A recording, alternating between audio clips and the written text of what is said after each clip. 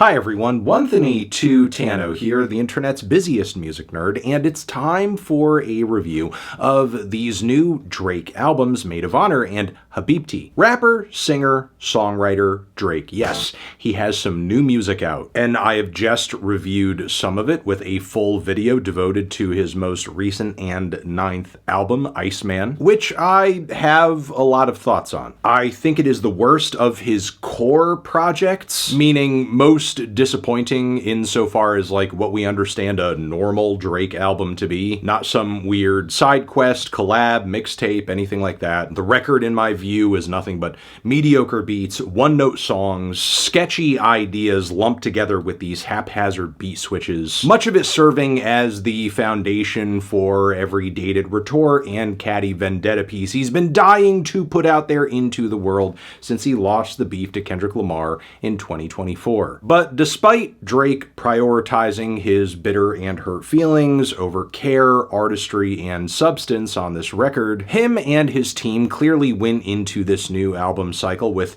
at least somewhat of a plan, because they do kill it at the one thing they continue to know how to pull off flawlessly, and that's numbers. The OVO camp and fandom may sometimes fall flat on their faces when it comes to history, writing, and musicality, but at least it's high honors when it comes to math. We know that. And a key part of guaranteeing that top spot on the first day streaming numbers was releasing as many songs as possible, more songs than a single album or deluxe edition of an album could hold. Which is saying a lot, because this is coming from a man who previously released 90-minute projects such as CLB and Scorpion, and so Drake decided to drop 2 more albums in addition to ICEMAN, Maid of Honor and Habibti. Records whose first several days of streaming numbers have definitely paled in comparison to that of ICEMAN's, but honestly, these albums are where we are actually beginning to see some light at the end of the tunnel for Drake. I mean, no doubt these past 2 years have been very difficult and stressful for the boy, and it's actually been sad to see the ways in which Drake has had to rationalize, blame shift, and finger point in reaction to losing the beef to Kendrick, and it's clearly driven him and his fandom to the point where they are entirely consumed by this 2-year-old battle. Now, there's also been a lot of talk of Drake releasing this many projects at once as a means of getting out of his deal with UMG. We will see if that's the case. But more importantly, for the purposes of this review, fencing much of that bitter crap into ICEMAN has allowed Drake to make 2 albums here where, for the most part, he's creating for creation's sake, letting his ears, his heart, and also his hips decide where he should go next. I will start with Habibti, which is the slower and sleepier of these 2 projects, but still I think pans out to be the thinking man's album when it comes to this trilogy of records that have suddenly been dropped on us. Now, sadly, I still think this album suffers from a bit of brevity and lack of development, which has really been a thing with Drake lately, with him not really being able to follow through with a song idea, developing the music and the details, and instead opting for beat switch after beat switch when he hits a wall, or maybe wants to feed into some kind of like ADD tendency within his audience because he feels like they're losing interest. And while very few tracks on this album tell an entire story by themselves, the whole record, I feel, culminates into a choppy but very obvious narrative around a love that clearly has left Drake longing for more. With the way I'm reading it, there's clearly enough details here to make it clear that Drake is a bit of a side guy in this dynamic. This may be one of many relationships he's fielding through his phone. This is also kind of an international or cross-cultural affair as well. And this is clearly a woman who is from, or at least comfortable in, places like Dubai. And I would say also in some ways, Drake and this other person seem like they are made for each other. They're both a little high drama, both have expensive taste, but sadly this dynamic seems a little doomed from the start, at least if the song WNBA is kind of painting a picture of the way things are starting off, as we're already getting hit with these metaphorical descriptions of this companionship that likens her participation to that of somebody who is, someone who's an athlete playing on the court in a game of love. Meanwhile, Drake is blowing all of his money on this situation as a means of getting romantic attention. The following Slap the City also brings what feels like more descriptions of this dynamic. Instrumentally, we have lots of slow, woozy beats, pitched vocal samples. Lyrically and vocally, Drake sounds like he's kind of rolling around in bed, staring at his phone, sad boy style, with some random bird noises floating in the background. A really sleek Chandressa feature too, which elevates things a bit. Then in the last third, we get what I think is one of the better beat switches on this entire project. But this beauty is contrasted by very tedious descriptions of Hinge, finding the modern dating scene kind of thankless. It almost feels like Drake and this other person are kind of shrugging their shoulders at each other, thinking like, well, we're kind of dissatisfied with being alone, might as well be interested in each other. Then following this, High Fives, I think, is the first real slap on this record so far. Drake hits this track with a really catchy flow, with some nice variations. He's kind of hitting different pockets across the instrumental. It's a very vibey beat with numerous mushy, droning tones kind of blending into each other. It's not so good of a song that I would totally overlook bars like, 2, let your pussy talk, I'ma do the ad-libs, but still, it is the most engaging cut so far. Sadly, immediately after this track, the record starts going downhill because we get the track Her Norther featuring Sexy Red, which is a complete misuse of her talents and appeal. Sexy does best on a song where she's allowed to let loose and be as high energy and as in your face as possible, or as funny and ironic. But here, Drake and her seemingly are in a competition to see who can come across the least sexy. Meanwhile, I'm Spent is maybe the most unfinished sounding track on the entire record. Really the most rushed track so far, and what the hell are these ad-libs? Like, whatever elements Drake is bringing to this track vocally and lyrically that are decent are getting entirely drowned out by these ridiculous vocalizations. Then Classic, which I do think is a bit of a step up, brings some nice R&B throwback vibes straight out of the 90s. But of course, once again, rather than fully developing this very good quality tune out, Drake and his team decide to beat switch into, of course, a pitched sample loop of another R&B track from the 90s, the track Don't Beat Around the Bush by Just Cause, and yeah, Genius kind of frames this section of the song as an outro, but it's literally half the damn song. Like, I'm sorry, just randomly ending your track like this halfway through is some lazy bullshit. After this, Gen 5 features some of the most in-depth lyrical descriptions of the dynamic that Drake seems to be obsessed with on this record, but many of the descriptions are also very unflattering too, in a way that, I don't know, to me reads as unintentional. Fighting with me, trying to fire me up, that's not gonna work, I'm a passive guy.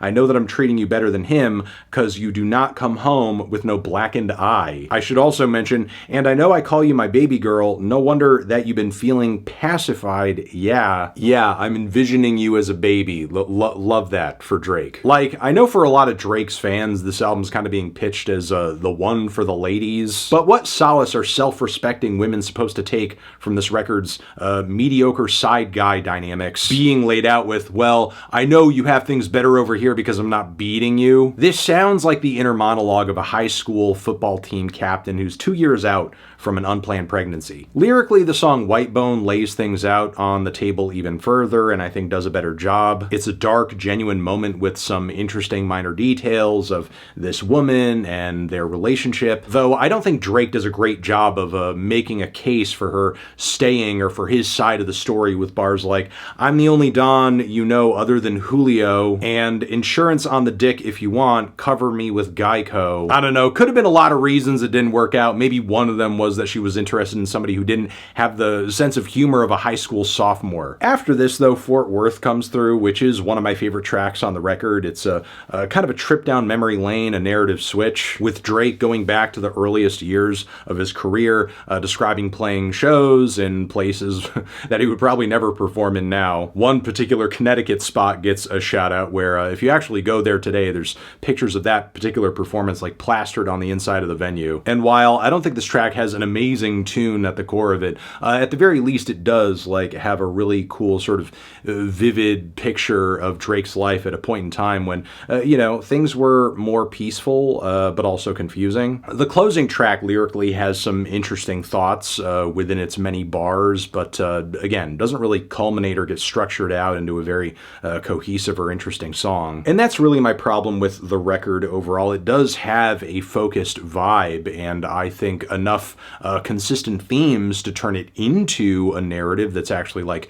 worth diving into more deeply, but there's not really enough intention or structure on the musical side to develop it and really build it all out. Unfortunate that Drake kind of saved that dig deeper energy for all of the beefs he had to settle on ICEMAN and didn't quite bring it on this one. Overall, I feel like Habibti is listenable and not quite as awful as ICEMAN for sure, though I still did leave this one feeling very underwhelmed. I'm feeling maybe more of a strong 4, light 5 on it. Then there's Maid of Honor, which is handily the most fun record of these 3 new albums. And it's also very focused, but in a different way, focused on the dance floor. And in a lot of ways, succeeding where a record like, honestly, Nevermind miserably failed. The production on this thing is actually lively and exciting. And it also sounds like Drake is just genuinely being unafraid here to have fun, which is something I was hoping he would do after Nokia skyrocketed off of Some Sexy Songs for You. Now, I'm not going to analyze the fact that he took old photos of himself, his dad, and his mom on the cover of this record, which he fronted with a song titled Ho Phase too much. But that song itself is a bop and a half and kicks off like we're gonna embark on this dreamy house odyssey, but then suddenly shifts into these determined Kanye-like flows over crisp chants, bustling dance beats that have an intense electro flair. And while I do think this song could have gone on a bit longer, I think a lot of its momentum does effectively carry over onto the following road trips, which brings even more graduation and 808s era vibes, combining more vintage synth lines and punchy drum machine sequences. Now, of course, sometimes Drake can't really help himself all that much lyrically and is way too on the nose with lines like, all those nights in my kitchen giving you my advice, I'm supposed to be the one whose heart is made of ice. But still, there are a lot of massively catchy ideas on this track, including the kind of call and response vocals between Drake's refrains and the group chants of hell yeah. It's just great energy all around. I also enjoyed a lot about the track Outside Tweaking 2 featuring Stunna Sandy. I can't believe Drake got the carbon copy Ice Spice on this track, but whatever. And there really is something to this song, I gotta admit. Drake's slick monotone flows at the start of the track are a low-key earworm, and the way Drake and Sandy's vocals twist together against this ascending production, it sounds weirdly heavenly. That kick and twitch line is a very funny one too. My biggest issue though is that when this track should completely blast off with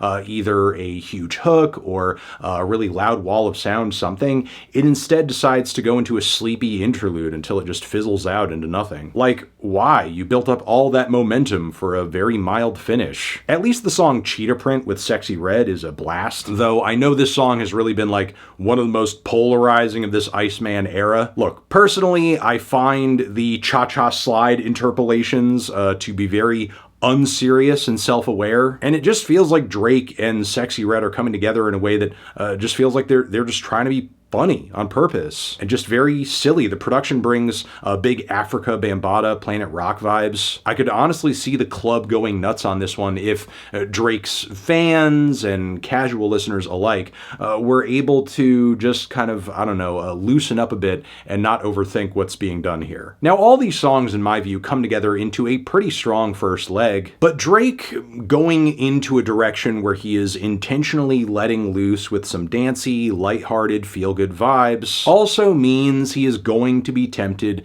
to do some dancehall too, with the fake patois and all, which we hear on Which One featuring Central C, which is an old single, obviously came out around What Did I Miss and was like the B-side to that cut. It was a snoozer then, it's a snoozer now. I still can't handle that chopstick for your wonton bar. I think the song makes a bit more sense contextually in a record like this, but it's still an instant skip for me and I have no reason to go back to it. He's been doing this patois thing for over a decade now, and it's still no less cringe. It just feels like for him it's more or less normalized now. His fans who still remain are very much here for it, and anybody who might take issue with it is most likely going to be distracted instead by the many other more controversial things going on in his career currently. BBW is a big girl anthem with more of an 80s flair, and I guess at this point, why not? It's kind of fun, very pandering, but that's not the worst characteristic a Drake record during this era has showcased. I think the weirdest thing about the track, honestly, is this refrain about this person having so much ass they should be cremated because what? They're like too big to put in the ground?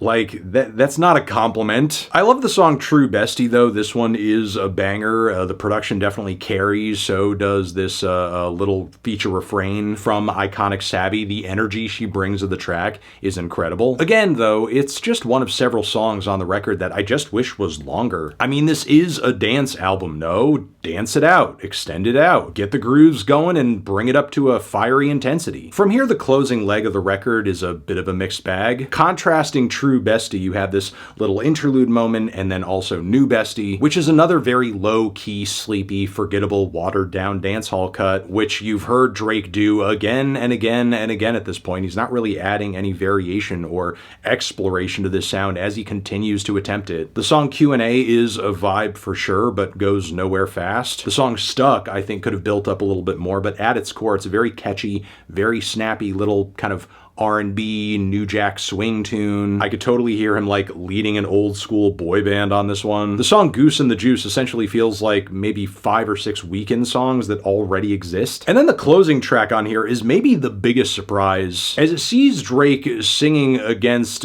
these slow, very dramatic kind of pop punk guitar chords that have a lo-fi distorted flavor to them. Yeah, Drake is like really doing some kind of alt rock shit here. And it's really working.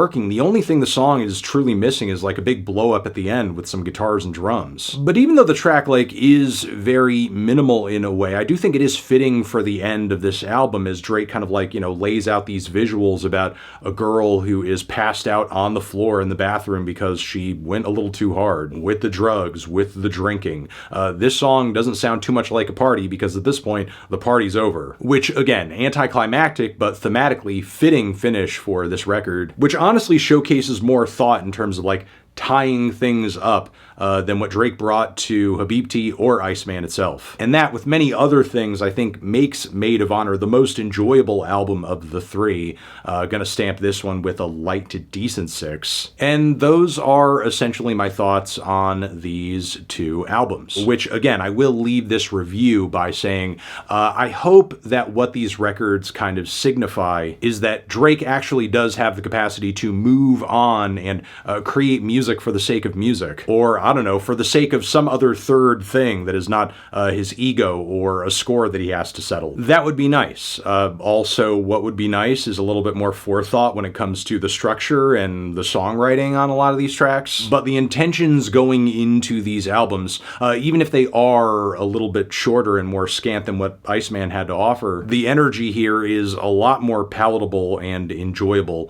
than what we got on ICEMAN. Transition, have you given these albums a listen? Did you love them? Did you hate them? What would you rate them? You're the best, you're the best. What should I review next? Hit the like if you like. Please subscribe and please don't cry. Hit the bell as well. Over here next to my head is another video you can check out. Hit that up or a link to subscribe to the channel.